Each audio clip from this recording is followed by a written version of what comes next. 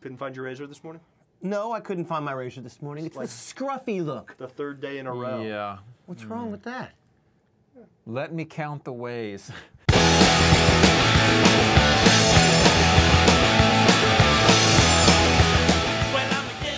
Welcome to the Rowdy.com Action Track Edition from the Richmond International Raceway. Well, let's be clear, we're not actually at Richmond, because then we'd be in big trouble. Oh yeah, they get all worried that we're filming at the track. Will you just please just show the studio here? I mean, Okay. or the people at NASCAR media. Every time we apply for credentials, they say, you're not going to film Would we at the track. take jingles to Richmond? No! Does Richmond have like 1935 vintage springs? I mean, you know. Okay, so Rusty Wallace, Rusty Springs. We're headed to Richmond. Would be a funny name for a guy. Rusty Springs. Okay, I'm Buck Fever, he's Bullseye, and you Bassmasters, that is. are Buzz Cutler. Yeah. Right. And this is the pre-race edition of the Rowdy.com Big Three, so you guys are going to give the two keys to the race, and then you're going to talk drivers. I'm going to go real quick because I know I'm going to preempt Bass.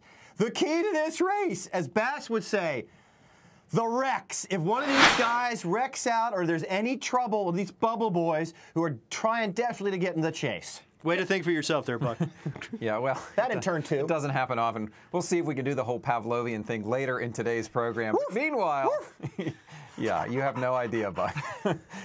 Meanwhile, I do think you're right. I think that the wrecks are the key. I was looking at the caution flags typically in this race, and you see between 10 and 15. And turn two, as we know, is where the car tends to get a little light, and you see guys, if they're on the inside, they might hit another guy on the outside, or they might drift into the wall and come back down across traffic. I think that could happen. And certainly in this pre-chase race, I've seen cars spinning down the front stretch. Oh, yeah. I remember Mark Martin trying to get in the chase, spinning down the front stretch. Didn't hit anybody. Didn't hit anybody and made it into the chase. So that's a big key, as are mistakes on pit road and things like that. But this is a handling racetrack. Is this key number two? This is key number two. This is a handling racetrack, just kind of like Atlanta was last week. And it's cool because you can get down and come back just like Matt Kenseth and Greg Biffle did last week. Don't panic. Don't panic if you get down. Work on your car in the first 200 laps of this race because that's what you have to do. A fast car has a chance here. The racing groove is wide. Get your car right. That goes for most of these bubble boys. They don't need to be racing each other.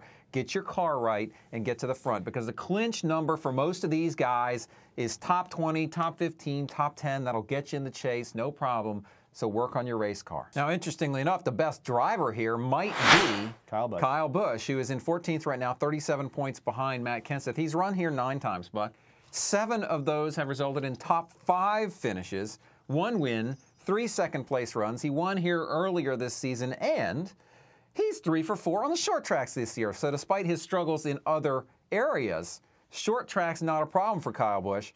He could go out and win this race. He could max out with 195 points. That is not crazy talk. I give it a 50% shot. The 50% chance that Kyle Busch actually goes out and wins this race. Yeah.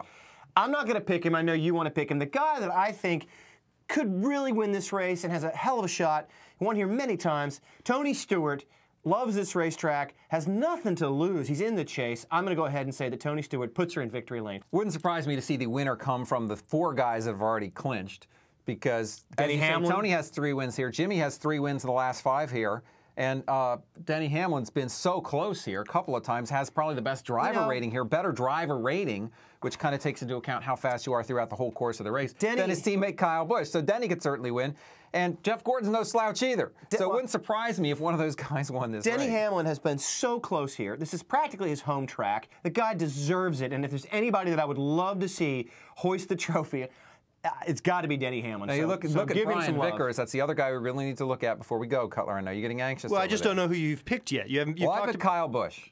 Okay. Who do you pick? I picked Tony Stewart. And the last thing I want to say about Brian Vickers is, you worry about him at Richmond, one career top 10, but you saw what he did at Bristol, which is tie his career best. If he does that, he'll run 8th.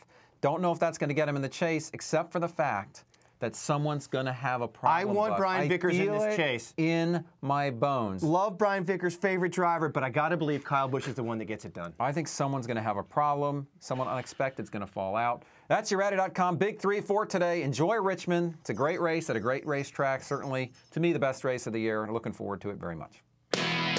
Rowdy.com, built by race fans, for race fans.